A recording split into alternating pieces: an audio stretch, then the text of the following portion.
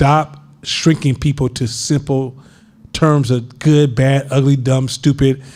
Like when I watch Donald Trump, I'm in observation to learn from the experiences.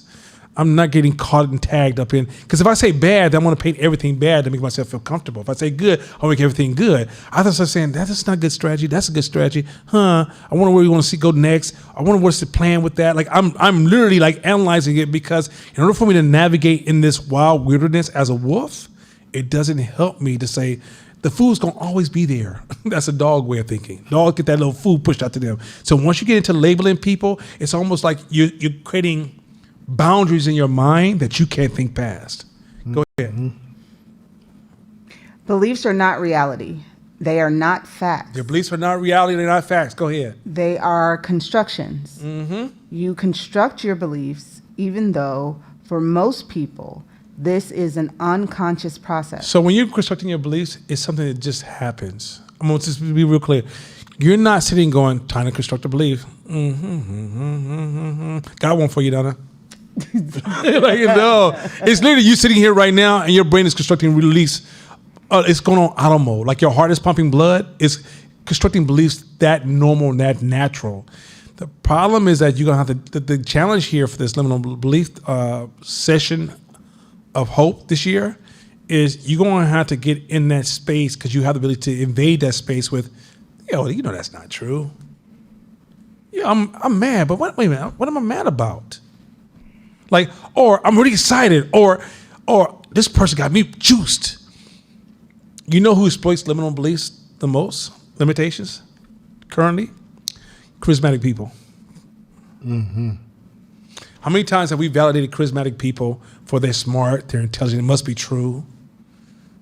Oh my God, I'm gonna spend some money over there. That just makes sense to me. What you fell in love with is the charisma that exploited your liminal beliefs. But when you get to the point where you learn to think beyond your beliefs, you'll be able to start to read things so much clearer, and you start to make compound it better. You increase your probability of better decisions and get more ownership of your life direction. Go. Let's get going. This does not mean that your beliefs are wrong, but it does not mean they are right either. In most cases, the question of whether a belief is right or wrong is a kind of distraction. Say it again. Read that last line again. That last line. Listen to this part. If you don't listen, this is so cold. Say this again. The question of whether a belief is right or wrong is a kind of distraction. You see what right and wrong is a distraction? This is for those of you who are struggling to learn strategy, I bet you a large portion of you who are struggling with strategy love to feel right. It's a distraction. Your beliefs are not even something that you stand. It's not even a firm foundation. It's a sand style. Can it hold you? But will it wither away? Yes. Both things are true. Sand is man, if you stand on sand, it is like the sand, be like, oh God, I'm on sand. But let's say you put something in that sand to mark where you were, and you come back 24 hours later, you will literally say, hey, the sand is gone. My thing is gone. What happened to the foundation? It withered away. Your beliefs move just like sand day to day. It's always changing, even though to you it looks like the same sand. It's in constant movement and change. And so because of that, when you get to this point that you're arguing over it, go back to what I said earlier. One of the guaranteed ways to destroy your business is slowly. Protecting old ideas is slowing down the welcoming of new ideas. This shit's cold. Once y'all get this shit and learn how to get this rhythm going, it feels like, did somebody give me wings? And when I get into like deeper strategies, like day-to-day decision-making strategies, because I'm going to, within the next 5 months, I'm going to give you guys some of the coldest business leadership strategies you've ever heard. And you're going to realize the people who are able to do these strategies are really getting around liminal thinking. The ability to move around liminal thinking and to build a relationship with your belief systems will give you access to strategies you don't know they exist because your beliefs are anti your strategies. Keep going. Like the blind man and the elephant, it's often the case that people see the same thing, but they see it differently. And the argument over who is right and wrong distracts them from learning or doing anything productive with the situation they find themselves in. The obvious is not obvious. So,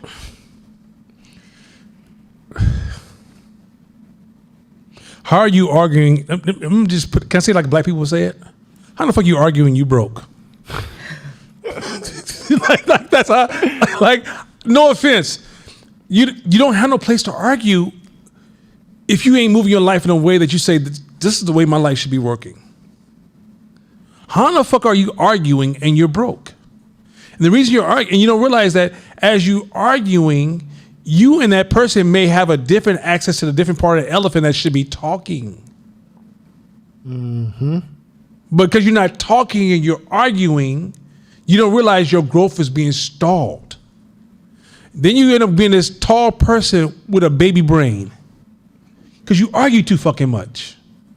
Like literally, it made you feel good because you finally stood your ground because, you know, I ain't gonna let nobody run over me no more because I'm tired of people just always override me because I feel as an inferior gender. You could be man, woman, and berry. It could be all that shit for those or any other place.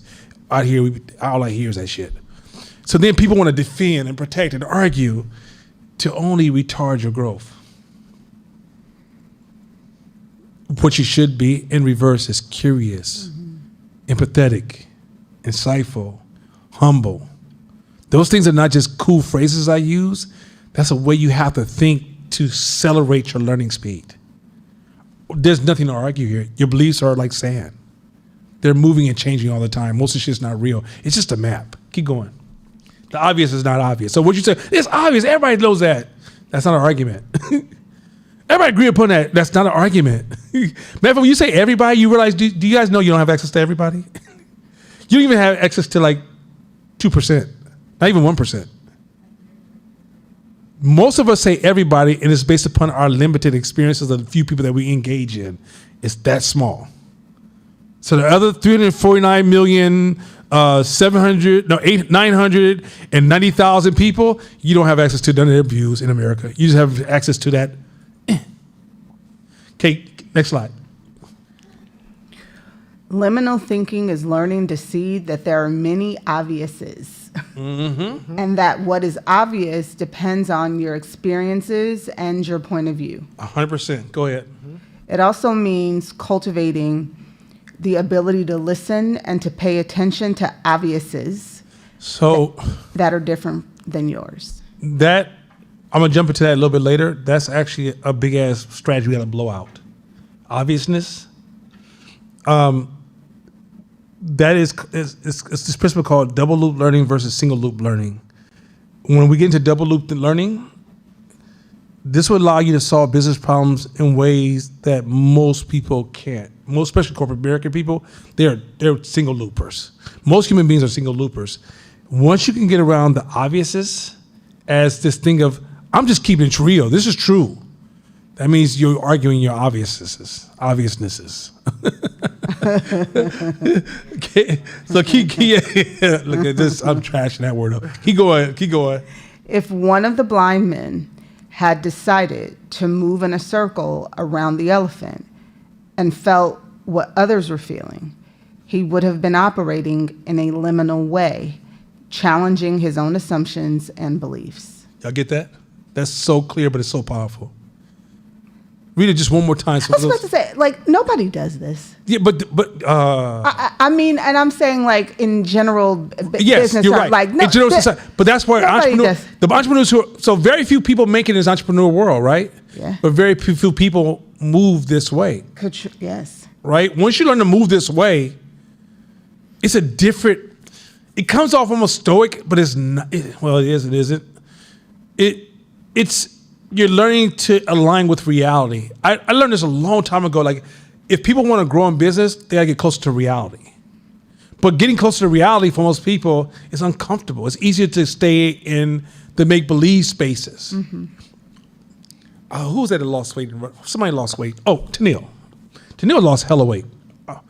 I don't know if y'all see I could pictures tell. before and after. If you get a chance and she's cool with you, because if she don't fuck with you, she left the picture at home. Okay, but if she fuck with you, she gonna pull up on her phone. Okay, Tennille showed me a before and after picture of herself from how long ago was that? A year ago? November last year. It looks like her auntie and her. She lost so much weight. You're like, that's crazy, right? You know, aunties are closer to your age, but they're a little older, a little bit, you know. So I said, Tennille, you know what's so interesting? How your brain doesn't let you see the other version of you into the new version you were born. And even that picture, and she didn't get those two pictures side by side. She didn't even know how much weight she lost. I had a partner who lost 150, 170 pounds. He said, Nana, in high school, I was almost a size medium. Now, when he was at his largest, he was probably a 4X or 3X. He said in high school, I was a size medium. He's down to about extra large now. So he lost 4, 3, 2, 1. Extra large is 1, right? 1X. And he's still dropping.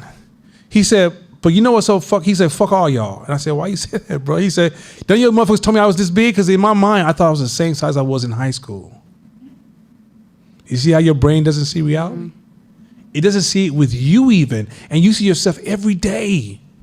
So now you think you can see the world and you can see it? Mm-hmm. You can't. The more you realize what you can't see, the more you realize you need to move in a way that you're circling the elephant. And as you circle the elephant, you realize when you learn something, well, what about the other side? What about this side? What about that side? What about getting in other people's shoes and surround yourself? And all of a sudden, it's almost like you get a level up and your brain boosts to the next level and you see things that other people can't see. I don't never get in political discussions with people because people be like, oh my God, because I keep circling like, well, that side and this side and that side and this side. Do you have another side for me? They be like, ugh. I just want you to just say they suck with me. Pause. No. Nothing? I ain't Okay. saying nothing. 12. I was like this.